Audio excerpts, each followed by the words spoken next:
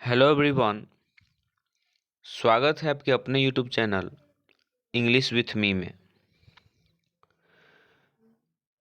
इस वीडियो के माध्यम से हम लोग स्टोरी ऑफ इंग्लिश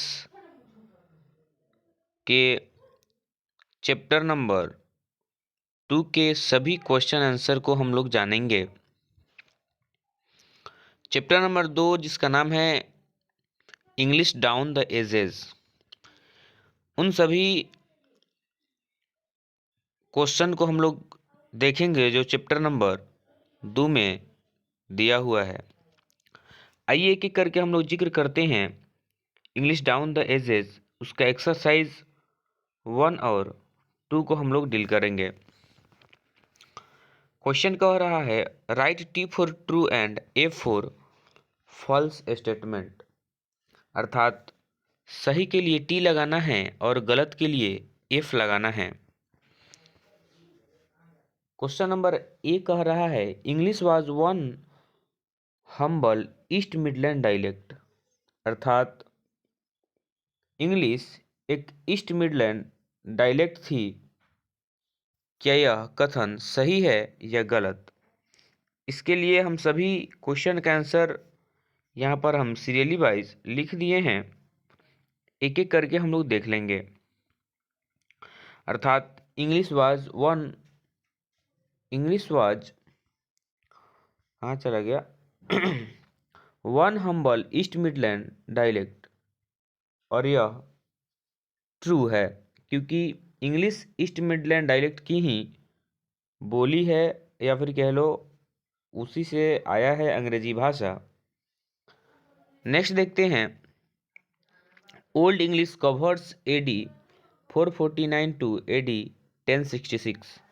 यह भी जो कथन दिया गया है ट्रू है क्योंकि ओल्ड इंग्लिश पीरियड 449 से 266 ईस्वी तक रहा था। नेक्स्ट देखते हैं सी नंबर क्या कह रहा है middle English did not borrow from French and Latin. याद रखेंगे कि मिडिल इंग्लिश में जो शब्द को ऐड किया गया बनाने के लिए वह फ्रेंच और लैटिन से लिया गया था, जबकि यहाँ कह रहा है नहीं लिया गया था, तो यह स्टेटमेंट आपका फॉल्स है। नेक्स्ट देखते हैं डी नंबर का क्या का आंसर होगा, ट्रू और false. The present era is the period of new English, अर्थात अभी जो वर्तमान में हम लोग का जो इंग्लिश चलता है इसे हम न्यू इंग्लिश कहते हैं, और ये ट्रू है, सही है। आइए कुछ और भी क्वेश्चंस हैं जो क्वेश्चन नंबर 2 देखते हैं कि answer this questions very briefly, अर्थात इन सभी क्वेश्चनों का आंसर छोटा छोटा करके देना है। जैसे क्वेश्चन नंबर 1 कह रहा है which language is spoken by the maximum number of people. हम लोग old English English down the ages जब पढ़ रहे थे तो उसमें हम लोग देखे थे कि Mandarin Chinese is spoken by maximum number of people, right answer हो जाएगा। अर्थात मंदारिन चाइनीज भाषा सबसे अधिक लोगों द्वारा बोली जाने वाली भाषा है। नेक्स्ट देखते हैं 2 नंबर क्वेश्चन का आंसर क्या होगा। कह रहा है since when is modern English is used, यानी कि मॉडर्न इंग्लिश कब से यूज में आया। Since AD 1500 modern English is in used, अर्थात 1500 ईस्वी से लेकर अभी तक जो चल रहा है, यानी कि 1500 ईस्वी से मॉडर्न इंग्लिश की शुरुआत हुई और आगे तक चलते रहा, जो अभी भी न्यू इंग्लिश बन चुका है। नेक्स्ट देखेंगे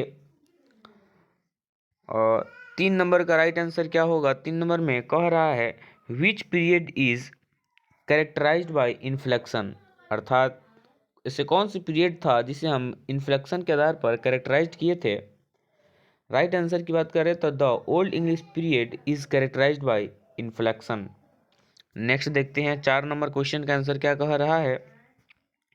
4 नंबर क्वेश्चन कह रहा है why did the old English period failed to produce literature of much significance. इसके लिए राइट आंसर की बात करें तो the old English period was not much significance as quote that period was come to be known as dark age। इसके लिए right answer हो जाएगा।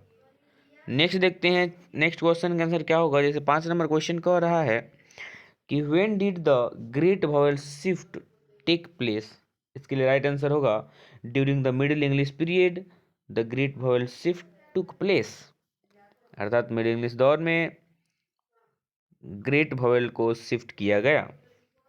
नेक्स्ट देखते हैं, अर्थात नेक्स्ट क्वेश्चन नहीं है, 5 ही तो क्वेश्चन था। आप इसको अगर लिखना चाहे तो लिख सकते हैं, स्क्रीनशॉट ले सकते हैं। बाकी इस वीडियो में हम यहीं तक रखेंगे। Best of luck.